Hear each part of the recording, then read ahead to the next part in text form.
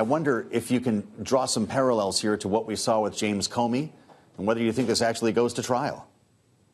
Well, we did see this coming, but we only saw it coming because we have a president that's willing to really weaponize what should be objective prosecutorial decisions. It is coming. We saw it coming, but it's somehow, is it possible to be shocked and not surprised all at the same time? I mean, that's kind of my feelings about this right now. This is exactly like what's going on with James Comey. There is just no real sense of a probable cause here. And I must say that the prosecutors, including Pam Bondi, who are involved in this, should be seriously considering whether they're going to keep their law licenses after this.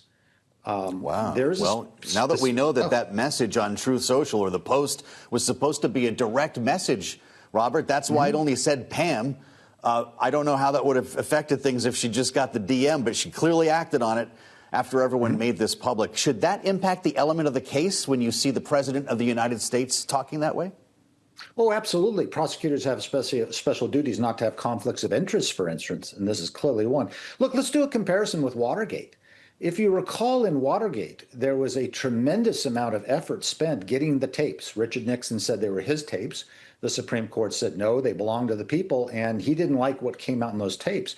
Here, you don't even have that fight. You just go to Donald Trump's Truth Social post, and you can see what the motivation is of this prosecution, and it is not probable cause to believe that a crime has been committed. It is the fickle whims of the President of the United States, and you cannot avoid that conclusion when you see his directions to Pam as opposed to the Attorney General of the United States. Almost as if he was texting his personal lawyer. Yes. Robert, we heard from he who may be next, Senator Adam Schiff of California, Democrat, who the president has called to be prosecutor, was on the Senate floor a few moments ago, said this about the spate of indictments you and I are talking about. Let's listen.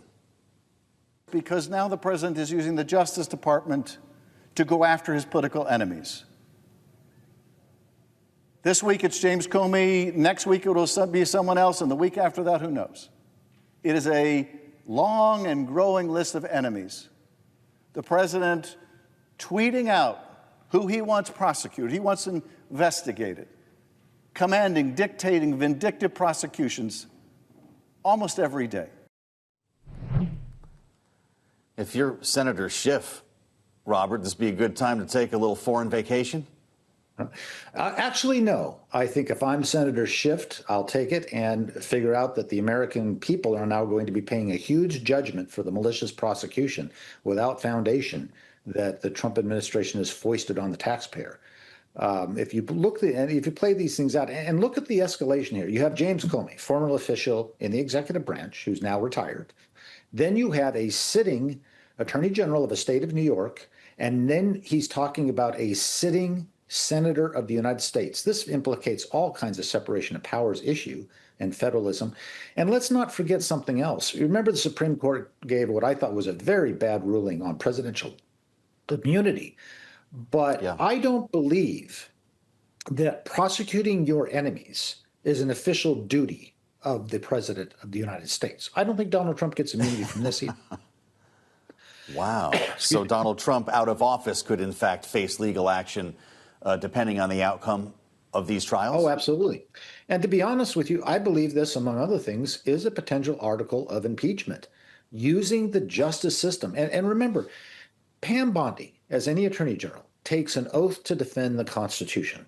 And we as attorneys take oath to follow ethical rules. She doesn't take an oath to the President of the United States. She is not his personal attorney. She is supposed to be the attorney general. And if you recall in Trump's first term, Jeff Sessions got in trouble for doing his job, following the Constitution, following his ethics, and Donald Trump made him pay. Well, Pam Bondi's not going to make that mistake, but I think she's making a far greater one.